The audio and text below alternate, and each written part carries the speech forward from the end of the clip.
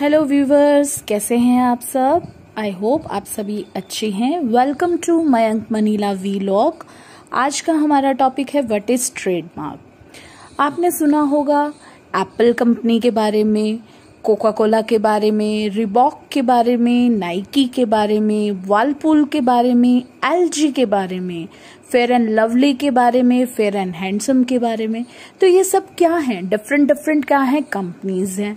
और in different companies के different क्या होते हैं, लोगो होते हैं, जिसे हम क्या कहते हैं, ट्रेडमार्क कहते हैं। तो एक ट्रेडमार्क एक्चुअली में होता क्या है, चलिए जानते हैं। तो ट्रेडमार्क एक्चुअली में होता क्या है। ट्रेडमार्क कोई भी नाम हो सकता है, कोई भी सिंबल हो सकता है, कोई भी लोगो हो सकता है, या इन सब का क्या हो सकता है, कॉम्बिनेशन हो सकता है, जो किसी भी कंपनी के प्रोडक्ट को डिफरेंशिएट करता है दूसरी कंपनी के प्रोडक्ट से। यानी कि ये जो ट्रेडमार्क होता है, ये क्या होता है, आइडेंटिफिकेशन होता है किसी भी प्रोडक्ट की, ताकि हम उसे डिफरेंशिएट कर सकें दूसरी कंपनी के प्रोडक्ट से। तो this is known as trademark. तो चलिए एग्जाम्पल से समझते हैं हम ट्रेडमार्क के बारे में। सपोज आपको लैपटॉप खरीदना है, आपके पास आपके सामने बहुत सारे लैपटॉप्स पड़े हैं, लेकिन आपको एप्पल कंपनी का लैपटॉप खरीदना है। तो आप कैसे डिफरेंशिएट करेंगे कि कौन सा जो लैपटॉप है वो एप्पल का है, कौन सा डेल का है, या कौन सा एचपी का है, या कौन सा सोनी कंपनी का। बहुत सारे लैपटॉप्स आते हैं। तो जो ट्रेडमार्क होता है वो क्या होता है, एक सिंबल होता है, या नेम हो सकता है, या कॉम्बिनेशन होता है इन सब का। तो आपने देखा होगा कि एप्पल कंपनी का जो लोगो होता है वो एक एप्पल बना होता है, और साइड से वो थोड़ा सा क्या होता है, कट किया होता है। तो वो क्या है, एप्पल कंपनी का लोगो है, जो क्या करता है, आइडेंटिफाई करता है एप्पल कंपनी के प्रोडक्ट्स को। तो हमें पता चल जाएगा कि ये क्या है, एप्पल कंपनी का लैपटॉप है। और डेल कंपनी के ऊपर डेल कंपनी का जो है लोगो लगा हुआ होता है, और उसकी तो टैगलाइन भी होती है, the power to do more. Dell company की जो टैगलाइन है वो यही है, the power to do more. ये टैगलाइन भी जो होती है एज अ ट्रेडमार्क की तरह एक्ट करती है। ये टैगलाइन भी कोई अनदर कंपनी यूज नहीं कर सकती। तो ट्रेडमार्क से हुआ क्या, मतलब ये स्पेशल तरह के सिंबल्स, लोगोज और नेम देने से क्या हुआ कि एक कंपनी के जो प्रोडक्ट थे, हम उन्हें आइडेंटिफाई कर पाए और डिस्टिंग्विश कर पाए, डिफरेंशिएट कर पाए अनदर कंपनी के प्रोडक्ट से। तो ये होता है ट्रेडमार्क। तो चलिए अब हम पढ़ते हैं एडवांटेजेस ऑफ ट्रेडमार्क।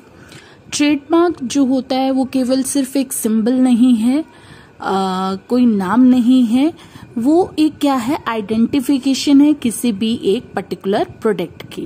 ठीक है। अब इसकी एडवांटेज ये होती है कि ये क्या होता है, एक्सक्लूसिव राइट देता है किसी भी ओनर को जिसने ट्रेडमार्क एक्ट 1999 के अंडर अपने प्रोडक्ट को रजिस्टर कराया हुआ है। उसे ये राइट देता है कि अनदर कंपनी या ऑर्गेनाइजेशन या कोई इंडिविजुअल सेम नाम या मिलता जुलता नाम या लोगो यूज करके अपने प्रोडक्ट सेल कर रहे हैं, तो उसके अगेंस्ट जो ओनर है वो लीगल एक्शन ले सकता है। जैसे कि हमने देखा है कि जो थम्स अप है वो क्या है, ब्रांड है कोका कोला कंपनी का, और हमें पता है कि उसकी आइडेंटिफिकेशन, उसका ट्रेडमार्क क्या है, उसका थंब, यानी हमने उसके ऊपर एक अंगूठे का निशान देखा हुआ है। कोई भी अनदर ऑर्गेनाइजेशन या कोई भी इंडिविजुअल कोई भी सॉफ्ट ड्रिंक बनाकर उससे मिलता जुलता थंब का इम्प्रेशन उस पर लगाकर या नेम मिलता जुलता लगाकर उस सॉफ्ट ड्रिंक को नहीं बेच सकती। नहीं तो कोका कोला कंपनी उस ऑर्गेनाइजेशन पर क्या कर देगी, केस कर सकती है, लीगल एक्शन ले सकती है, क्योंकि ट्रेडमार्क है ही ऐसा कि वो ओनर को राइट प्रोवाइड करता है कि कोई भी पर्सन जो है मिलते जुलते नाम या फिर लोगों का इस्तेमाल करके प्रोडक्ट सेल नहीं कर सकते।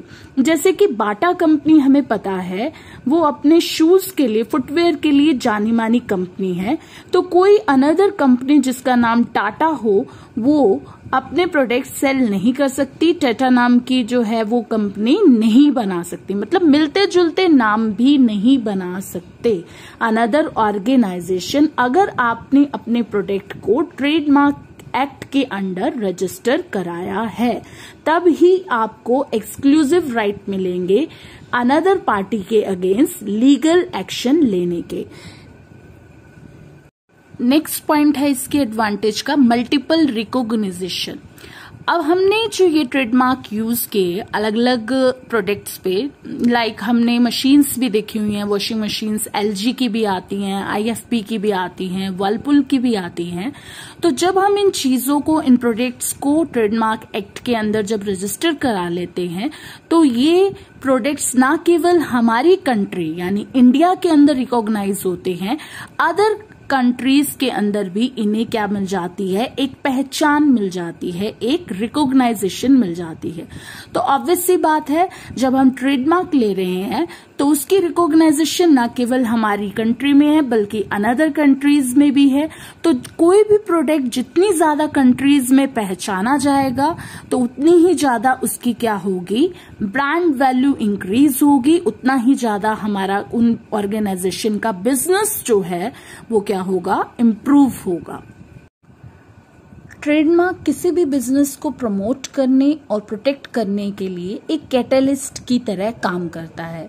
कैटलिस्ट एक साइंस टर्म है, हमने यूज की है रिएक्शंस के अंदर। कैटलिस्ट एक ऐसी चीज होती है जिससे हमारी रिएक्शन जो होती है, हमारा जो एंड प्रोडक्ट है वो क्या हो जाता है, उसकी क्रिएशन जो होती है वो फास्ट हो जाती है।